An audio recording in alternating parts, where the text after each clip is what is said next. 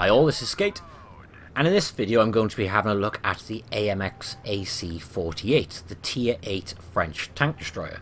But before I do, you'll note I haven't put an intro on this video. Well, my intro's starting to get on my nerves, so I thought I just wouldn't include it in this one.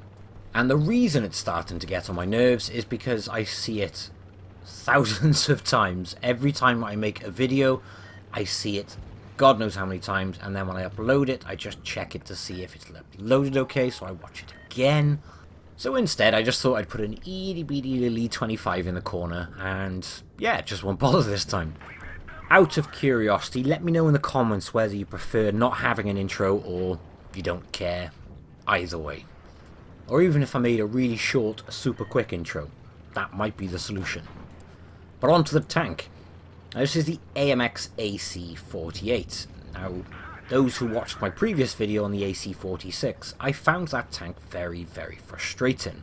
Although you could bounce a fair bit by using the full gun depression, I just found it a little bit unreliable and quite underwhelming.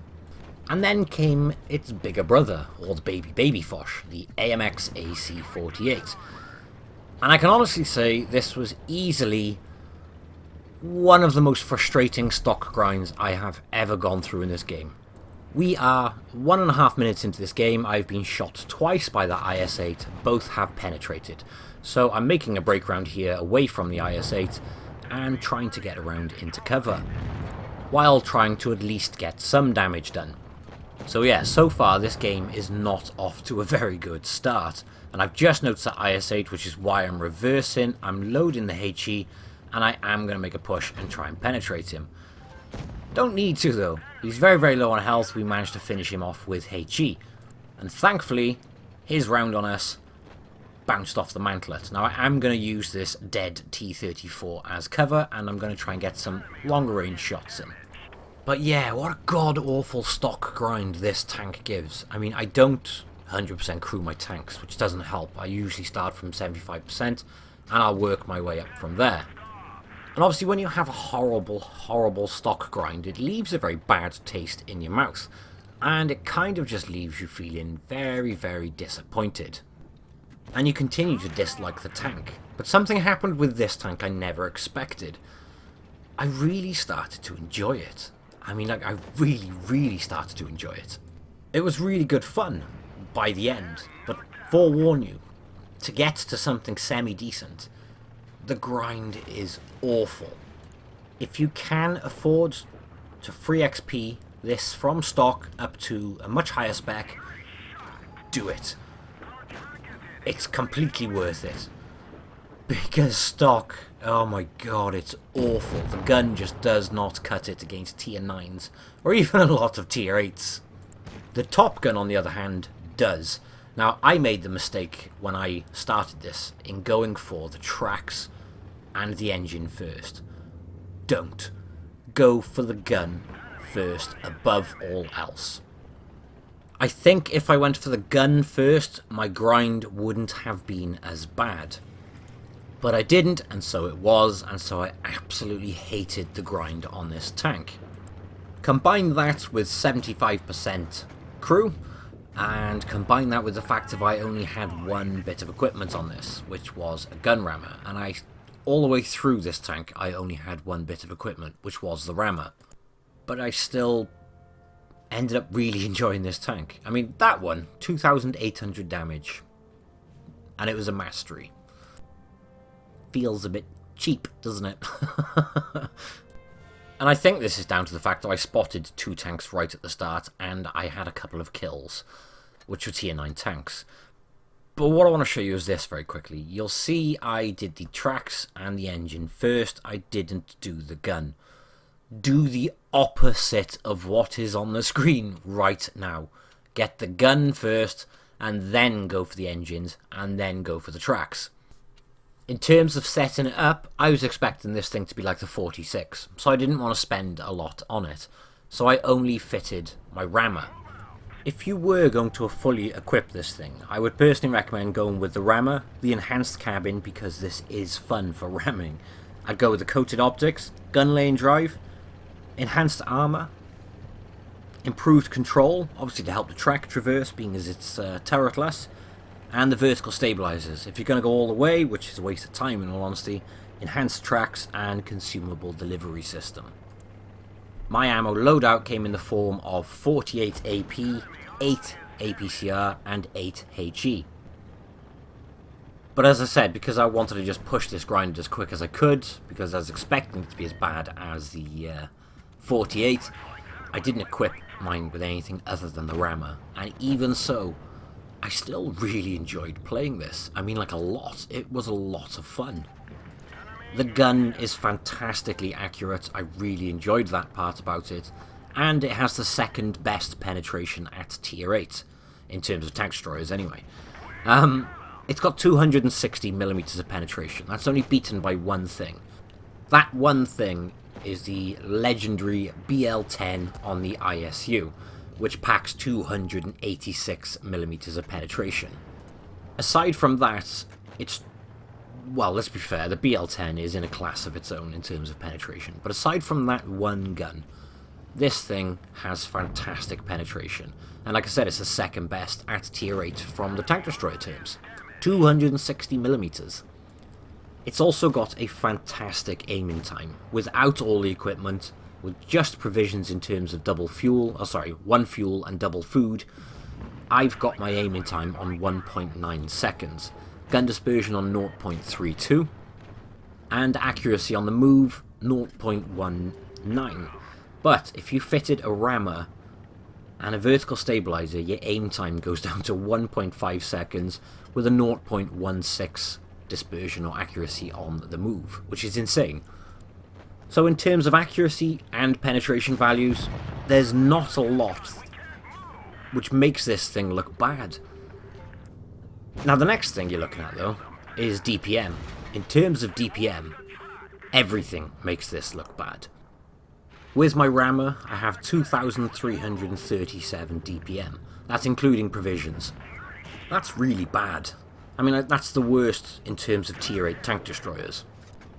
So you need to accommodate that in your playstyle, in things of what you're targeting and whether you leave yourself out in the open during reloads.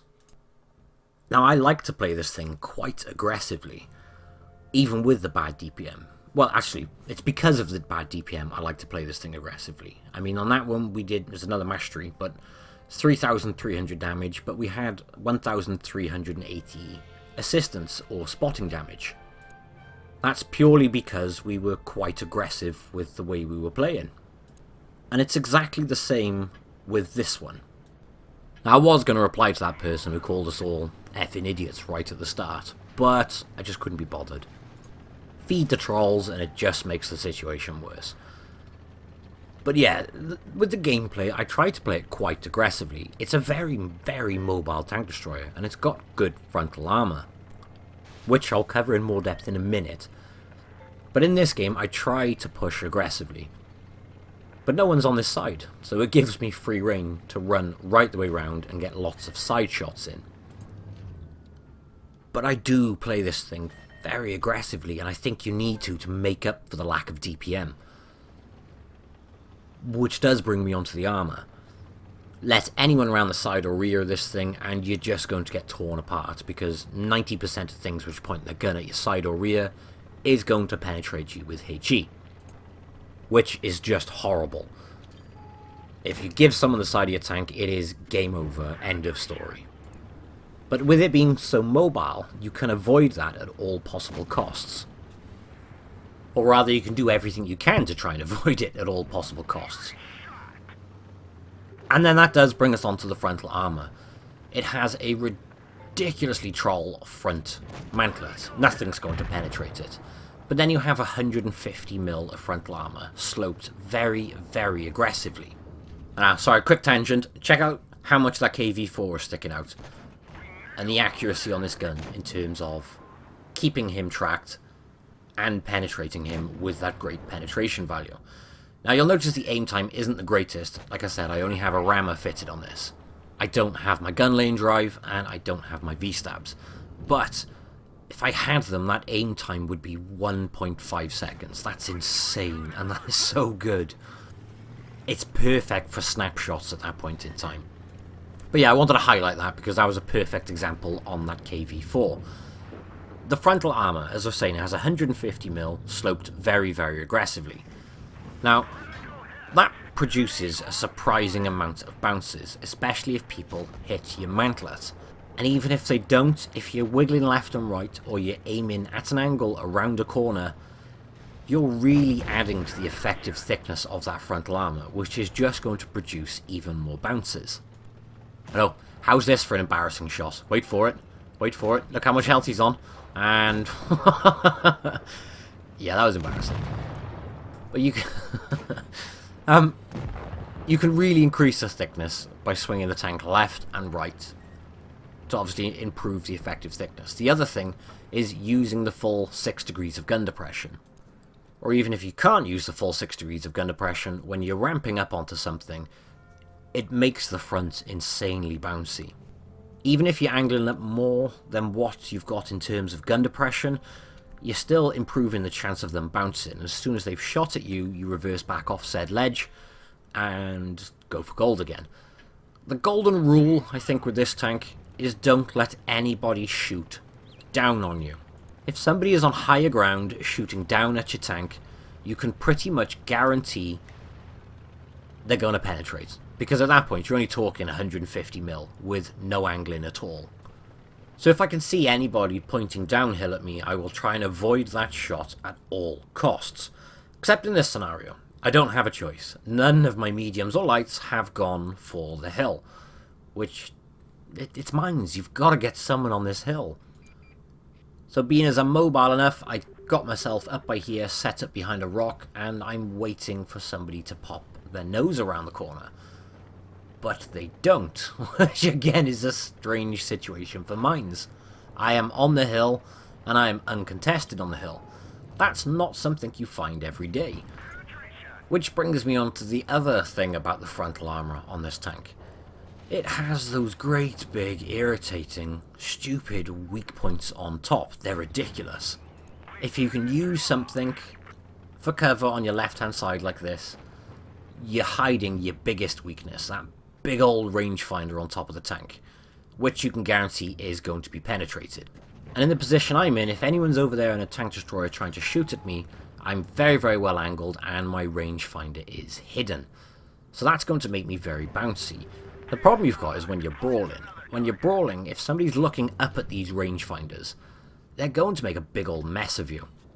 Which is why you need to use that mobility to be leaning left, leaning right, and just non-stop moving to try and reduce the chances of them aiming for those rangefinders. But you'd be surprised how many people don't aim for the rangefinder. I remember when I did the test on these, or rather I did the preview before they hit the main game, all I could focus on was those rangefinders. And with... it's going to sound harsh, but I severely overestimated the general population of What Blitz, because I just assumed everybody would look at that giant weak spot on top and just go for it. But they don't. And I have no idea why. Even when I'm brawling with heavy tanks, right up in their faces in close range, you can see who's aiming at the front and who is aiming at the rangefinders on top. And when you see people aiming at the rangefinders, you can't help but get a little bit, here we go. And you have no choice but to be moving back and forth, left and right, as much as you can. But as soon as you see someone aiming for the front and trying to shoot next to the mantlet, you know that you are going to take them apart absolutely no problem at all. Because after their first shot, they panic and they end up loading the premium ammo, which they may get one in, but all they're doing is reducing their DPM. So when you're driving this, a good player, as you can see he was trying to do there, was aiming for the rangefinder. So if you do end up brawling with one of these guys, aim for the rangefinder. Don't waste your time trying to aim at the front, where there's a chance you're going to bounce. Because you can tell you what, with 260mm penetration and a gun that good, whoever's driving this thing is not going to bounce off you. It's such a good gun. I really, really like it. And there's the other thing, it's very mobile and it's quite heavy. Which means it's also fun for ramming. I mean, we're going to come around the corner by here, we're going to get one into this guy and we're just going to tap him to finish off his health. And now it's time to get myself a defender medal. Nobody else is around to take him, so I'm going to put one just below the turret, reset him, and that gives us a nice defender medal, and we've pretty much got this one in the bag now. We've got more health, we've got more penetration, although that's a bad example, and we're going to ram him for a little bit. We do more to us than we do to him, but we still manage to put him off, we still manage to keep his tracks off, and it's just a case of toying with him now until it's time to finish my reload.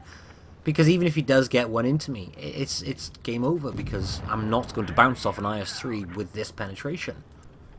Which in that one gives me a nice 5 kills. We did get a defender medal for resetting the cap, and we did 4,200 damage.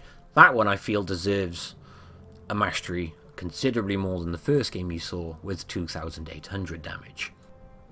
Which, like I said, just it felt cheap. That one felt way more deserving.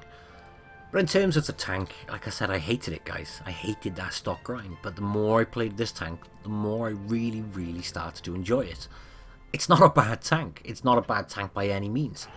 It's got good frontal armor. It's got an amazing gun.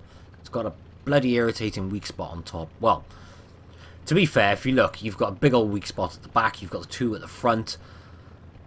It's got a fair few weak spots on top. The only way to stop people hitting them is to keep mobile, to keep wriggling as someone's shooting at you, and then just working them down slowly but surely. And if they're aiming for the front, which, like I said, you'd be surprised, most people actually do, you're not going to have any problems with this tank. It's really, really good.